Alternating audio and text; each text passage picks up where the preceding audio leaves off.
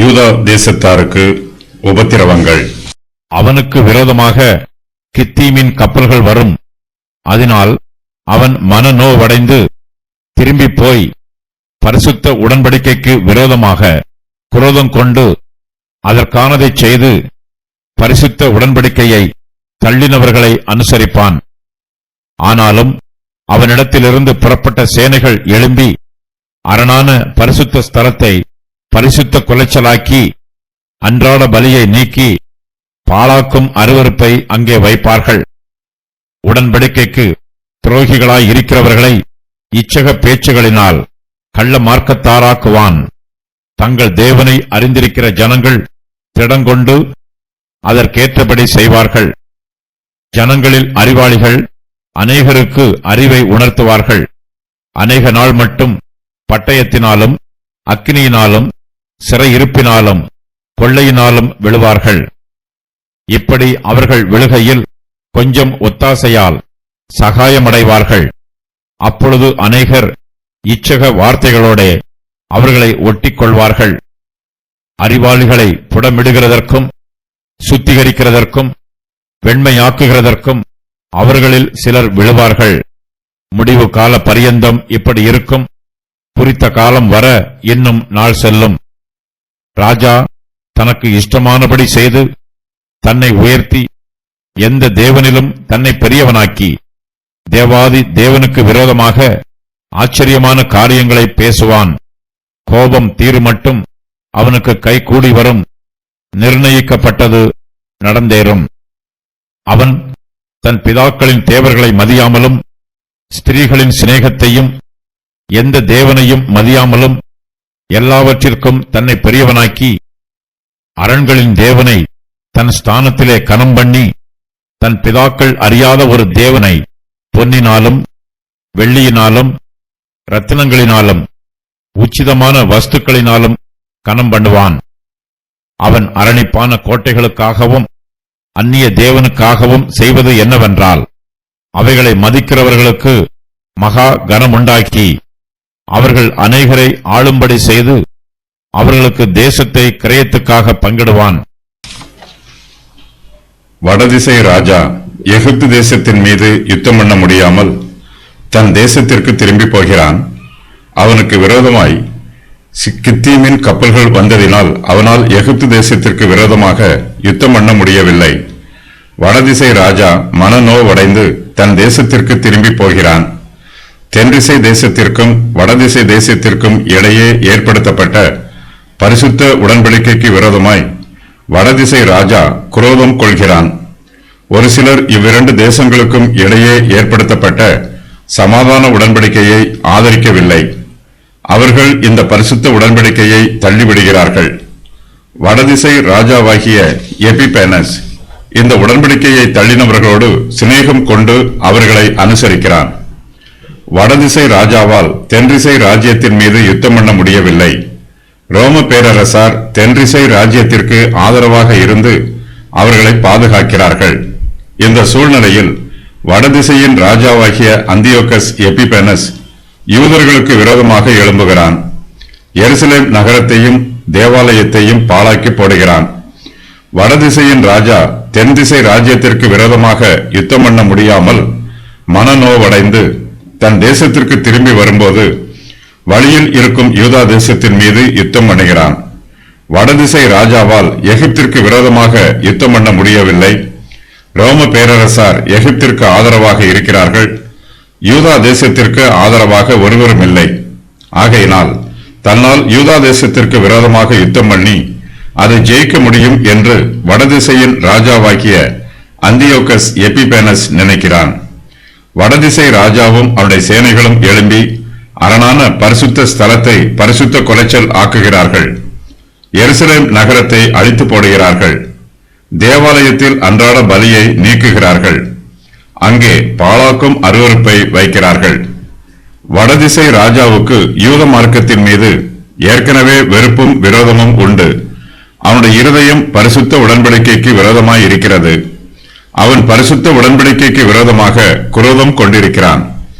அவன் பரிசுத்த உடன்படிக்கையை தள்ளினவர்களை அனுசரிக்கிறான்.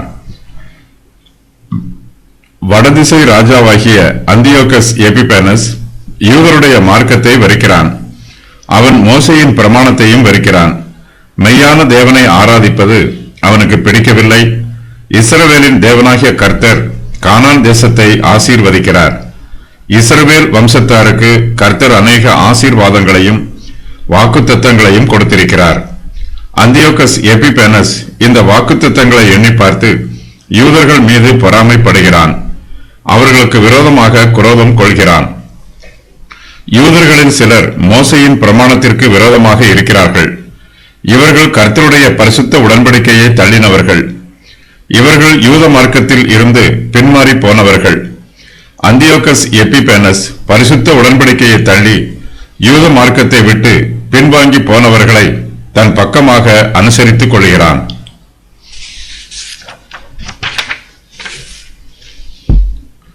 அந்தியோகஸ் எபிபேனஸ் யூதர்களுக்கும் யூதா தேசத்திற்கும் செய்த தீங்குகளை மக்கபியருடைய புஸ்தகத்தில் விரிவாக எழுதப்பட்டிருக்கிறது. யூதர்கள் கர்த்தருடைய பரிசுத்த உடன்படிக்கைக்கு கீழ்ப்படிந்து நடக்கிறவர்கள். யூத மார்க்கத்தில் இருந்து பின்வாங்கி போனவர்களோ கர்த்தருடைய பரிசுத்த உடன்படிக்கைக்கு துரோகிகளாகவும் கீழ்ப்படியாதவர்களாயும் இருக்கிறார்கள். அந்தியோகஸ் இவர்களோடு இச்சகமாக பேசுகிறான். தன்னுடைய சாதுரிய வார்த்தைகளினாலும் இச்சக பேச்சுக்களினாலும் யூத மார்க்கத்தில் இருந்து பின்வாங்கி போனவர்களை கள்ள மார்க்கத்தார் ஆக்குகிறான். உடன்படிக்கைக்கு துரோகிகளாக இருக்கிற இவர்கள் மற்ற யூதர்களையும் கள்ள மார்க்கத்தாராக ஆக்குகிற முயற்சிகளில் ஈடுபடுகிறார்கள். அந்தியோகஸ் எபிபேனஸ் இப்படிப்பட்ட துரோகிகளை தனக்கு சாதகமாக பயன்படுத்துகிறான். வடதிசை ராஜாவினிடத்தில் இருந்து புறப்பட்ட சேனைகள் எழும்பி அரணான பரிசுத்த ஸ்தலத்தை பரிசுத்த கொலைச்சல் ஆக்குகிறார்கள். அவர்கள் தேவாலயத்திலே அன்றாட பலியை நீக்கி பாழாக்கும் அருவருப்பை அங்கே வைக்கிறார்கள். அந்தியோகஸின் சேனையில் உள்ளவர்கள் மாத்திரமல்ல, யூத மார்க்கத்தில் இருந்து பின்வாரி போனவர்களும் பரிசுத்த உடன்படிக்கையை தள்ளினவர்களும் அவர்களோடு சேர்ந்து கொண்டு பரிசுத்த ஸ்தலத்தை பரிசுத்த கொலைச்சல் ஆக்குகிறார்கள். அந்தியோகஸ் தேவாலயத்தின் மகா பரிசுத்த ஸ்தலத்திற்குள் பிரவேசிக்கிறான். இக்காலத்தில் பினலாயுஸ் என்பவன் யூத மார்க்கத்தை விட்டு விலகி கர்த்தருடைய பிரமாணத்திற்கு துரோகம் பண்ணுகிறான். இவன் யூதா தேசத்திற்கும் துரோகியாய் இருக்கிறான். இவன் வடதிசை ராஜாவாகிய அந்தியோகஸை தேவாலயத்திற்குள் வழிநடத்தி அழைத்துக் கொண்டு போகிறான். அந்தியோகஸ் தேவாலயத்தில் இருந்து அன்றாட பலியை நீக்கி போடுகிறான். அந்தியோகஸ் கர்த்தருடைய பரிசுத்த ஆலயத்திலே யூபித்தர் ஒலிம்பியஸுக்கு ஒரு சிலையை நிறுவினான் என்றும் கர்த்தருடைய ஆலயத்தை யூபித்தர் ஒலிம்பியஸுடைய ஆலயம் என்று அழைத்தான் என்றும் சரித்திர ஆசிரியர்கள் சொல்லுகிறார்கள். யூத மார்க்கத்தில் உறுதியாய் தரித்திருக்கிறவர்களையும் கர்த்தருடைய வேத பிரமாணத்திற்கு கீழ்ப்படுகிறவர்களையும் அந்தியோகஸ் கொடுமைப்படுத்தினான். யூதர்களில் அநேகர் பரிசுத்த உடன்படிக்கையை தள்ளிவிட்ட போதிலும், மேலும் அநேகர் பரிசுத்த உடன்படிக்கைக்கு துரோகிகளான போதிலும், யூதர்களில் ஏராளமானோர் கர்த்தருக்கு உண்மை உள்ளவர்களாய் இருக்கிறார்கள். அவர்கள் இஸ்ரவேலின் தேவனை அறிந்திருக்கிறார்கள். தங்கள் தேவனை அறிந்திருக்கிற யூத மார்க்கத்து ஜனங்கள் திடன் கொண்டு வேத பிரமாணத்தில் சொல்லப்பட்டிருக்கிற பிரகாரம் கர்த்தருக்கு கீழ்ப்படிந்து ஜீவிக்கிறார்கள். இக்காலத்தில் தேவனை அறிந்திருக்கிற ஜனங்களில் எலெயாசார் என்னும் வேதபாரகன் மிகவும் முக்கியமானவன். அந்தியோகஸ் இவனுடைய வாயிலே பன்றியின் இறைச்சியை திணித்தான். எலெயாசரோ இந்த இறைச்சியை சுவைக்காமல் தைரியமாய் துப்பினான்.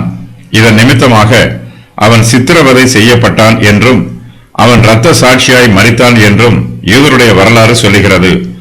இவனோடு சேர்ந்து இவனுடைய தாயாரும் இவனுடைய 7 குமாரர்களும் இரத்த சாட்சியாக மரித்தார்கள். இவர்கள் தங்கள் தேவனை அறிந்திருக்கிறவர்கள். இவர்கள் அறிவாளிகள் என்று அழைக்கப்படுகிறார்கள். கர்த்தருக்கு விரோதமாக பாவம் செய்வதை விட பாடுகளை அனுபவிப்பதையே இந்த அறிவாளிகள் தெரிந்து கொள்கிறார்கள். இவர்களுக்கு தேவனை பற்றிய சரியான அறிவு இருக்கிறது. ஜனங்களின் அறிவாளிகள் அநேகருக்கு அறிவை உணர்த்துகிறார்கள். கர்த்தரை பற்றிய சரியான அறிவே நம்முடைய ஆத்மாவுக்கு பலனாய் இருக்கிறது. இந்த பலத்தினால் கர்த்தருடைய பிள்ளைகள் கர்த்தருக்கு சாட்சியாய் ஜீவிக்கிறார்கள். கர்த்தரை அறிந்திருக்கிறவர்கள் கர்த்தரை பற்றிய அறிவை மற்றவர்களுக்கும் போதிக்கிறார்கள். இவர்களுக்கு நன்மைக்கும் தீமைக்கும் வித்தியாசம் தெரியும். மெய்யான தேவனுக்கும் பொய்யான விக்கிரகங்களுக்கும் இடையே உள்ள வித்தியாசங்களை இவர்கள் அறிந்திருக்கிறார்கள். இவர்கள் உண்மைக்கும் பொய்க்கும் வித்தியாசத்தை அறிந்திருக்கிற அறிவாளிகள். அந்தியோக்கஸ் யூத மார்க்கத்தை அழித்து போட வேண்டும் என்று முயற்சி பண்ணுகிறான். யூதர்களை கொடுமைப்படுத்துகிறான். இக்காலத்தில் தேவனை அறிந்திருக்கிற ஜனங்கள் ஒரு சமுதாயமாக எழும்புகிறார்கள். இவர்கள் தேவனை பற்றிய சத்தியங்களை ஜனங்களுக்கு உபதேசம் பண்ணுகிறார்கள். யூதர்கள் மத்தியிலே இவர்கள் அறிவாளிகள் என்று அழைக்கப்படுகிறார்கள். தேவனை அறிந்திருக்கிற ஜனங்கள் அநேக நாள் மட்டும் பட்டயத்தினாலும் அக்னியினாலும் சிறையிருப்பினாலும் கொள்ளையினாலும் விழுகிறார்கள். தங்கள் தேவனை அறிந்திருக்கிற அறிவாளிகள் கர்த்தருக்கு உண்மை உள்ளவர்களாய் ஜீவித்து இரத்த சாட்சியாய் மரித்து போகிறார்கள். ஜனங்களில் அறிவாளிகள் சத்தியத்திற்காக பாடுகளை அனுபவிக்கிறார்கள். யூதர்களை சுத்திகரிக்க வேண்டும் என்று இவர்கள் பிரயாசம் மேற்கொள்கிறார்கள். யூத ஜனங்களுக்கு கர்த்தருடைய பிரமாணத்தை போதிக்கிறார்கள். ஜனங்களில் அறிவாளிகளில் சிலர் இரத்த சாட்சியாக மரித்தாலும் இன்னும் அநேகர் கர்த்தருக்காக எழும்பி பிரகாசிக்கிறார்கள். அந்தியோக்கசால் கர்த்தருடைய ஜனத்தை முற்றிலுமாய் அழிக்க முடியவில்லை. தங்கள் தேவனை அறிந்திருக்கிற ஜனங்கள் விழுகையில் கொஞ்சம் ஒத்தாசையால் சகாயம் அடைகிறார்கள். கர்த்தருடைய ஜனம் வேதனைகளையும் உபத்திரவங்களையும் அனுபவித்தாலும் பரலோகத்தில் இருந்து அவர்களுக்கு சகாயம் கிடைக்கிறது. கர்த்தர் தம்முடைய பிள்ளைகளை பாதுகாத்து பராமரிக்கிறார். அப்பொழுது அநேகர் இச்சக வார்த்தைகளோட அவர்களை ஒட்டிக் கொள்வார்கள் என்று காபிரியல் தானியேலுக்கு சொல்லுகிறார். யூதருடைய வரலாற்றில் மக்கபியர்கள் செழிக்கிறார்கள். அப்போது யூதர்களில் சிலர் இவர்களோடு ஒட்டிக் கொள்கிறார்கள். மக்கபியரை சிநேகிப்பது போல இச்சக வார்த்தைகளை பேசி அவர்களை வஞ்சித்து அழிக்க வேண்டும் என்று சிலர் முயற்சி பண்ணுகிறார்கள். வேறு சிலரோ தங்கள் சமுதாய வாழ்க்கையில் முன்னேற வேண்டும் என்று ஆசைப்பட்டு மக்கபியரோடு சேர்ந்து கொள்கிறார்கள். அந்தியோக்கசனுடைய காலத்தில் யூதர்களில் அநேகர் கர்த்தருக்கு உண்மை உள்ளவர்களாய் இருக்கிறார்கள். தங்கள் தேவனை உண்மையாய் அறிந்திருக்கிற யூதர்களும் இருக்கிறார்கள். தங்கள் தேவனை அறியாமல் தங்களை அறிவாளிகள் என்று சொல்லிக் கொள்கிற மாய்மாலக்காரரும் இருக்கிறார்கள். இவர்கள் எல்லோருமே சோதிக்கப்படுவார்கள். அறிவாளிகளை புடமிடுகிறதற்கும் சுத்திகரிக்கிறதற்கும் வெண்மையாக்குகிறதற்கும் அவர்களில் சிலர் விழுவார்கள். முடிவு கால பரியந்தம் இப்படி இருக்கும். குறித்த காலம் வர இன்னும் நாள் செல்லும் என்று காபிரியல் தானியேலுக்கு சொல்லுகிறார். யூதருக்கு உபத்திரவ காலம் வரும். இந்த உபத்திரவ காலம் நீடித்த காலமாய் இருக்கும். ஆனாலும் உபத்திரவத்திற்கு முடிவு உண்டு.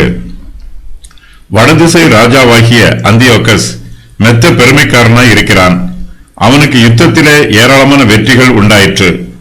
அவன் அநேக தேசங்களை ஜெயித்து பெருமையோடு இருக்கிறான். இவனுடைய மனதின் பெருமை மிகவும் அதிகரிக்கிறது. இவன் தன்னை பரலோகத்திற்கு சமமாக உயர்த்துகிறான். தேவனை விட தான் பெரியவன் என்று சொல்லுகிறான். அந்தியோக்கஸ் தனக்கு இஷ்டமானபடி செய்கிறான். தன்னை உயர்த்துகிறான். எந்த தேவனிலும் தன்னை பெரியவன் ஆக்குகிறான். தேவாதி தேவனுக்கு விரோதமாக ஆச்சரியமான காரியங்களை பேசுகிறான். இஸ்ரவேலின் தேவனே இங்கு தேவாதி தேவன் என்று அழைக்கப்படுகிறார். கர்த்தருடைய சித்தத்திற்கு விரோதமாக அந்தியோக்கஸ் தன்னுடைய சித்தத்தை செய்கிறான். தனக்கு இஷ்டமானபடி செய்கிறான். கர்த்தருடைய ஜனத்திற்கு விரோதமாகவும் அவருடைய பரிசுத்த மார்க்கத்திற்கு விரோதமாகவும் அந்தியோக்கஸ் தனக்கு இஷ்டமானபடி செய்கிறான். அந்தியோக்கஸ் எருசலேமில் உள்ள பரிசுத்த ஆலயத்திற்குள் பிரவேசித்து கர்த்தருடைய பரிசுத்த ஸ்தலத்தை பரிசுத்த குலைச்சல் ஆக்குகிறான். கர்த்தருடைய ஆலயத்தில் செலுத்தப்படும் அன்றாட பலியை நீக்கி போடுகிறான். ஓய்வு நாள் பிரமாணத்தை பரிசுத்த குலைச்சல் ஆக்குகிறான். கர்த்தருடைய பரிசுத்த ஸ்தலத்தையும் அவருடைய பரிசுத்தவான்களையும் அந்தியோக்கஸ் தன்னுடைய ஆணவத்தினாலும் பெருமையினாலும் பரிசுத்த குலைச்சல் ஆக்குகிறான். கர்த்தருடைய பிரமாணத்துக்கு கீழ்ப்படுகிற பரிசுத்தவான்களுக்கு அந்தியோக்கஸ் மரண தண்டனை கொடுக்கிறான். கர்த்தரையும் கர்த்தருடைய பிரமாணத்தையும் மறுதலிக்கிறவர்களை மரணத்திற்கு விடுவிக்கிறான். ஜனங்களில் அறிவாளிகள்